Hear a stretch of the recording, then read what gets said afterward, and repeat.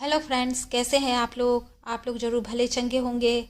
आज है 17 जुलाई और दिन है रविवार। दोपहर के बज रहे 1।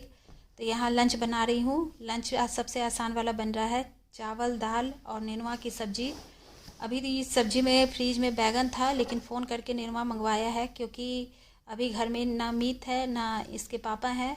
दोनों आदमी गए हैं पटना। आज नीट का एग्ज़ाम है, कंपटीशन है आज उसका, तो वो निकल गया है। सवेरे ही नाश्ता करके दोनों आदमी निकल गए थे। मीत को तो स्ट्रेस की वजह से नाश्ता किया नहीं गया, नहीं किया ही नहीं नाश्ता। फिर भी तो मैंने टिफ़िन में आलू के पराठे पैक करके दे दिए कि अगर ज़्यादा जोर की भूख लग जाए तो पटना में ही खा लेना। तो बस 1:30 बजे से उसका पेपर है और फिर आते आते रात हो ही जाएगा। तो लंच में आज सिर्फ हम दो आदमी का लंच बन रहा है। तो यहाँ नेनुआ काट रही हूँ। नेनुआ को जो छील रही हूँ, इसके जो मैं छिलके उतारती हूँ, पूरी तरह से नहीं उतारती हूँ। कहीं कहीं इसके छिलके रह जाते हैं, जान के छोड़ देती हूँ क्योंकि छिलका में फाइबर होता है।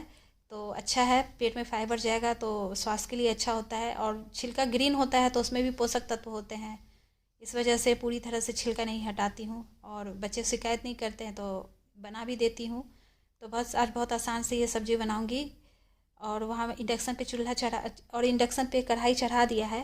एक कढ़ाई को दूसरी कढ़ाई पर उलट के चढ़ा दिया है क्योंकि वो जो कढ़ाई थी ना, उसमें तेल लगा हुआ था, थोड़े से तेल के अंश थे। तो इस तरह से कढ़ाई के ऊपर कढ़ाई को डाल दिया तो उसका तेल सड़क के नीचे वाली कढ़ाई में आ जाएगा। तो यहाँ मेरा कढ़ाई गर्म हो गया है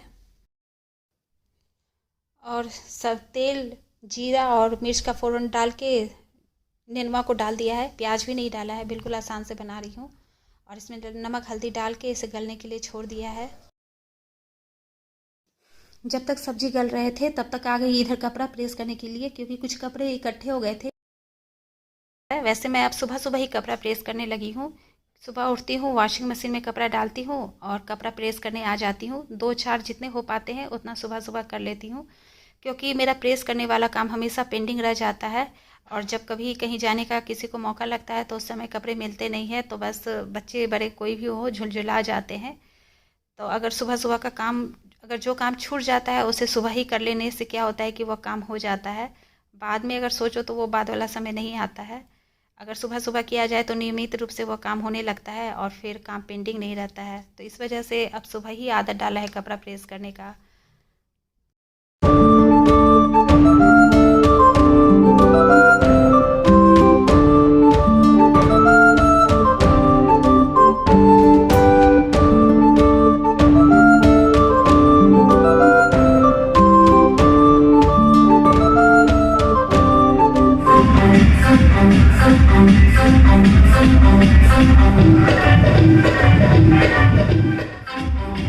हमारे पड़ोसी इतना हाई वॉल्यूम में डीजे बजाते हैं कि ये शीशा कंपन करने लगता है, कांपने लगता है। इतना ज़्यादा हाई वॉल्यूम रहता है, सिर्फ शीशा ही नहीं कांपता है, पूरा मोहल्ला हिलने लगता है। बहुत ज़्यादा हाई वॉल्यूम रहता है। और इसका अक्सर वो इतना ही हाई वॉल्यूम में बजाते हैं। 10 मिनट के लिए ही बजाते हैं पर पूरे मोहल्ले को हिला देते हैं।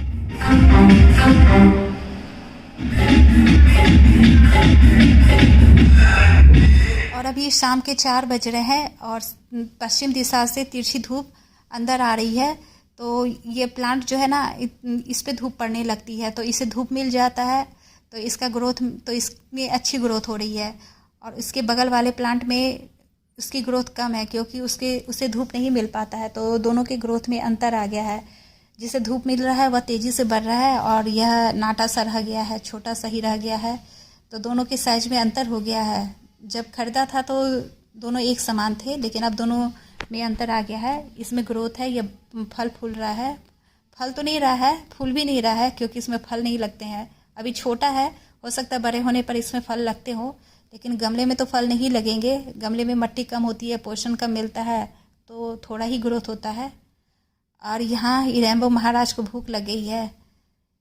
किसी को खाते देखता है तो इसे भी भूख लग जाती है, नहीं तो फिर इसके बर्तन में सुबह से शाम तक खाना पड़ा रहता है तो इसे खाने की याद नहीं रहती है। बस उछल कूद मचा रहा है, अब इसे भी खाना देना होगा।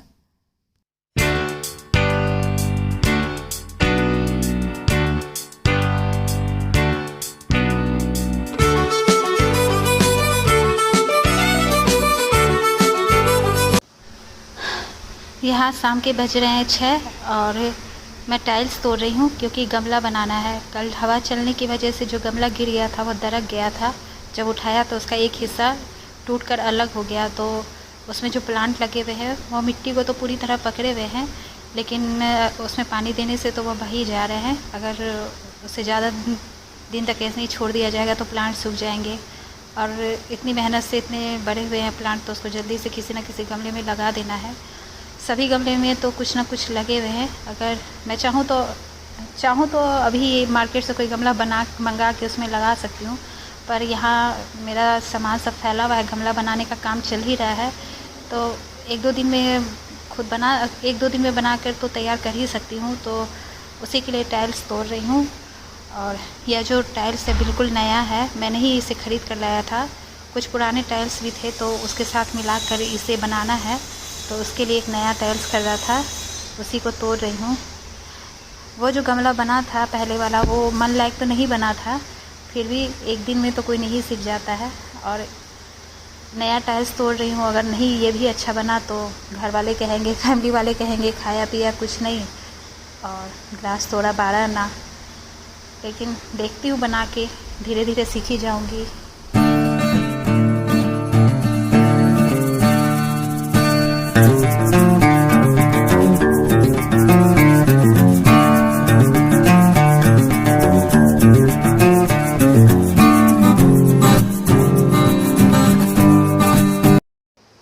ये प्रोटीन पाउडर का डब्बा आज ख़त्म हो गया है। 1 महीना चल जाता है और आज ही ख़त्म हुआ है, और आज ही आ गया अमेज़ॉन से एक नया इसी कंपनी का fast and up way protein का डब्बा है। इसमें वे प्रोटीन में हर तरह के प्रोटीन होते हैं। वे प्रोटीन जो होता है वह छेना के पानी से तैयार होता है। इसमें हर तरह का एसेंशियल अमीनो एसिड है। अगर कुछ जैसे छेना के पानी में कुछ प्रोटीन नहीं भी होते हैं, मगर यह जो वे प्रोटीन का डब्बा होता है उसमें जो प्रोटीन होते हैं उसमें हर तरह के प्रोटीन को ऐड कर दिया जाता है।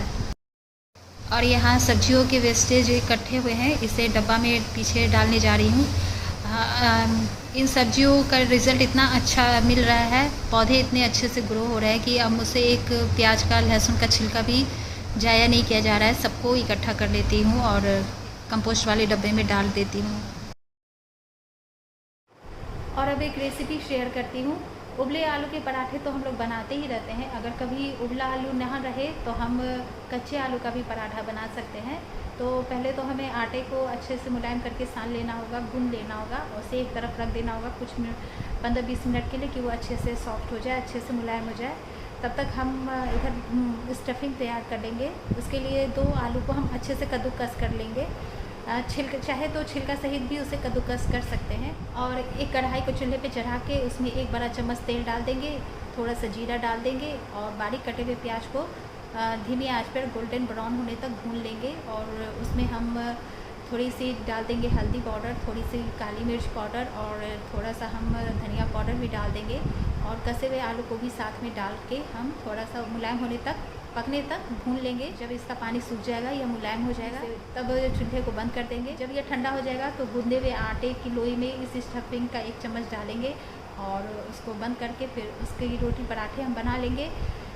इसमें हम अपनी मनपसंद कुछ सब्जी भी डाल सकते हैं। अगर फ्रिज में धनिया पत्ता हो, गाजर हो तो हम बारीक काट के धनिया पत्ता डाल सकते हैं। गाजर को कद्दूकस करके डाल सकते हैं। जब हम आलू भूनेंगे तब हम इन सब चीज़ों को सब डाल के इसका अच्छा सा स्टफिंग तैयार कर लेंगे। नहीं तो सिर्फ आलू का भी अच्छा सा स्टफिंग तैयार हो जाता है। तो इस तरह से कच्चे आलू के पराठे तैयार हो जाएंगे और अपनी मनपसंद किसी भी चटनी के साथ इसे हम खा सकते हैं।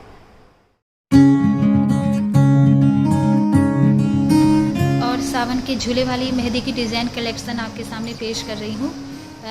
इस कलेक्शन को मैंने एक चैनल में डाला है, सोचा कि आपके साथ भी इसे शेयर करूँ, क्योंकि मेहंदी तो हम सखियाँ ही लगाती हैं और सावन के झूले वाली मेहंदी है। अभी सावन का मौसम है तो इस थीम पर भी मेहंदी लगा सकते हैं। और हरियाली तीज भी आने वाली है तो ऐसे मौके पे मेहंदी आप खुद लगाएं या फिर औरों से भी लगवा सकते हैं। और अब चलती हूँ अगले वीडियो